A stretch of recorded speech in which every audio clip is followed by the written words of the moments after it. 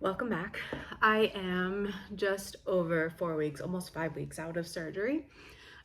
Feeling pretty good. I do have moments where I can't move around too much still because I can just feel like either my intestines or the muscle or the skin still is healing in one particular spot.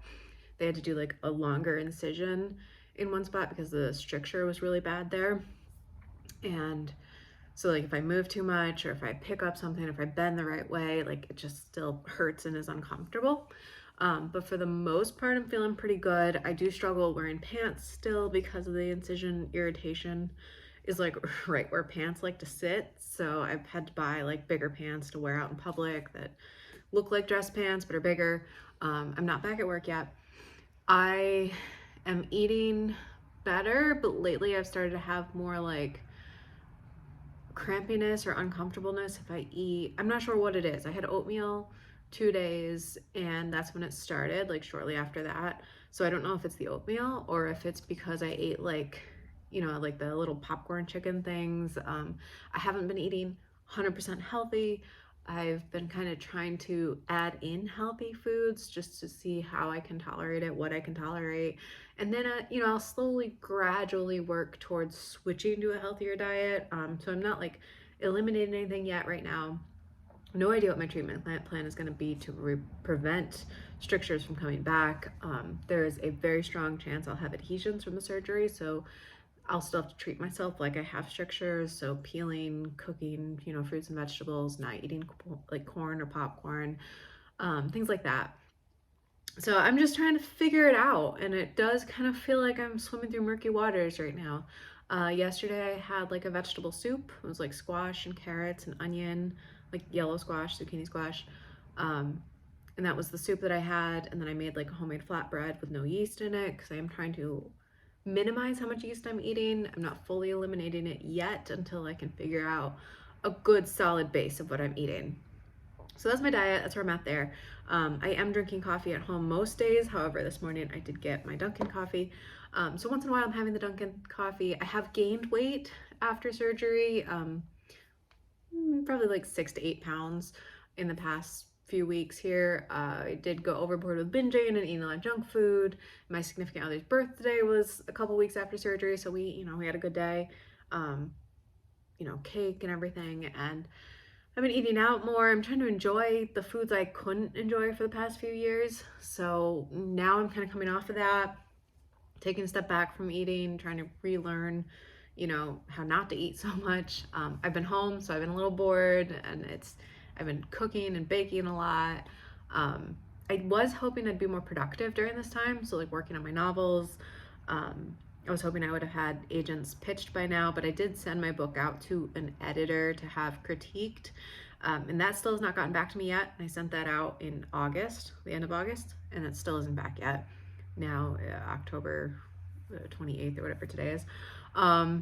So I've been working on my synopsis and kind of the query letter. I've got a list of agents that I'm going to contact. I did just submit to be in a beta reader matchup group, so I'll have a beta reader to look at it. So this is now, I was gonna have this pitch to agents before I went back to work. Now it's gonna be next year I'll get a pitch to agents.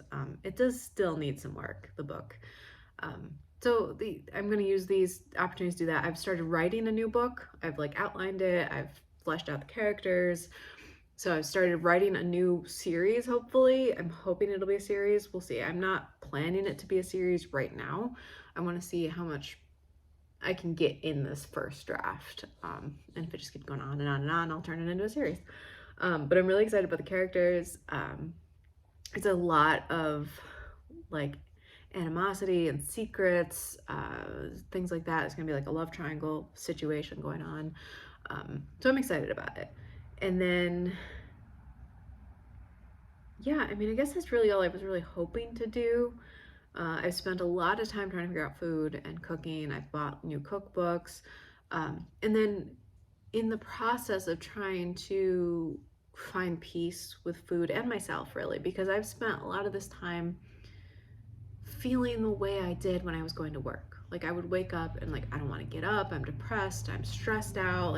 I've been very stressed these past few weeks, and I've been off work. and I'm stressed because I'm pushing myself. Like, you have to be productive, you have to do something, you have to get things done. And I'm kind of trying to come off of that and learn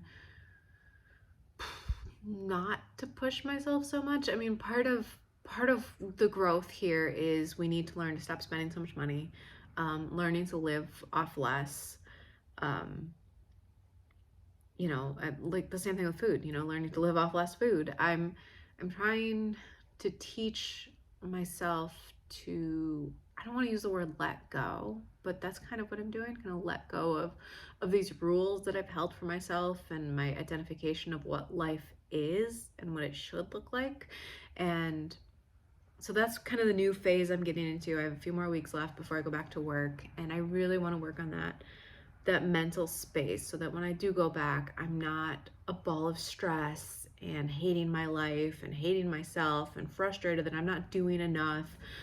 I want to make progress on my books and hopefully get published someday, but I really, really want to stop beating myself up for not being there yet, for not making enough progress, for, not pushing myself harder. And I really, really want to get off of food being a big driver in my life. I would like to just be able to eat when I'm hungry, hopefully choose something healthy, and then just kind of let go of it. But instead, it's like I keep gravitating towards it. Like, I want to eat, I want to eat, I want to eat, I want to eat. And I think part of that is the guilt factor of I'm not doing enough, so I'm going to eat to make up for the fact I'm not doing enough. And just slow down and just be. So I've been meditating every day. I got the Headspace app again. I have been listening to, I don't know how to pronounce, it's Sadhguru, so Sadh Guru. He did a interview with Stephen Bartlett for Diary of a CEO. It was a really good podcast episode, one that I would definitely listen to over again. But I've been listening to, he has like videos on YouTube, going through different like life thoughts and things. That really, really clicked and resonated with me to learn to not push so much stress on myself with life. So that, and yeah, just trying to just be more and not hate myself and hate my life. And, so that's where I'm at. That's the update. I am glad I did the surgery. I do feel nervous for the future. I have an appointment with a new GI November 8th. So we'll see what they have to say. I really don't want to go back on biologics because they weren't working for me before. If anything, my inflammation kept going up on them. So I'm not sure where that leaves me because I know the dietary restrictions that would help, but I'm not there yet. And I am worried that I'm not going to be able to eat the way I used to, like before Crohn's ever again. Like, I wanted salad, but I'm really scared my body's not going to tolerate it even now, especially if I have adhesions. I don't want to risk a bowel obstruction. So I don't know, basically. So I guess I'll update after that appointment, where I'm at. And yeah, that's all I really have for now. I don't know. The surgery was worth it. It was laparoscopic. There were 4 strictures. When I went in, I only thought I had 2. He said that I have the 2 sides, like one side was just as bad as the other, but on imaging you only saw the one side. So imaging didn't show everything. So imaging scopes, you can't always find everything with this disease until you actually go in and look at it. So that is a fair warning. If you're having symptoms, your scopes are fine, your images are fine, there's probably something going on that you can't see. We talk a lot about food intolerances, and even though your Crohn's is in remission, you may still not tolerate food because of FODMAPs. I think it's just we can't diagnose everything that's happening. Obviously, if one side was just as bad as the other and that was the worst, and you couldn't see it on imaging, like the worst part of what was happening inside of me was not showing up on any imaging studies. Like and that was small bowel, so they couldn't have scoped it, It was the jejunum, so like the middle of the small bowel. You couldn't reach it with any scopes. You'd have to go in surgically to see it. Like that, yeah, this disease is rough. It's rough. It's hard to treat, it's hard to diagnose, it's hard to monitor. Like, it's it's a mess. And he said he took out everything, you know, all of the diseased tissue, all the edges were clear. So as of the end of the surgery, I had 0 disease whatsoever. But it can come back within months. So I may already have disease forming again. So that's fun. Yay. Yeah, I don't know. We'll see. We'll see what happens. But I am trying to take it easy on my system, trying to take it easy on my mind and de-stress and not take things so seriously. But also, you know, be productive and live for me and still trying to figure out, you know, the goals and the wants and the wishes. But yeah, the surgery, it was worth it. And if anything, it was very eye-opening about the imaging studies not showing everything. And I'm going to continue my PhD program in January, in the spring. So I still have plans to do that, get my doctorate, and then big question mark, you know, like, what am I going to do? I want to research. I want to help people with this disease too, because this sucks. It sucks. There's no cure. There's hardly a treatment, really. I mean, and we can't even see everything with imaging. Like, you have no idea what's happening inside your body at all. So, yeah.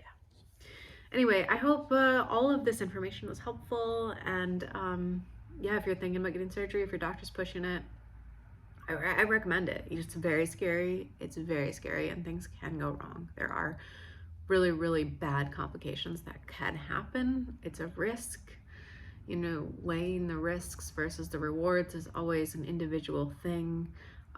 For me, I'm lucky that I didn't have any severe complications yet. Obviously, the adhesions is the thing that I have to worry about at this point. But yeah, and a lot of people say that it was worth it, especially if you have a stricture. It's worth it.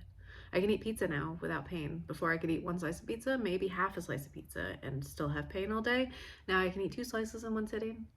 Not that it's good for me, but it's fun, you know? Yeah, so that's where I'm at. Have a good day. I will see you on the next time. Look forward to speaking with you soon.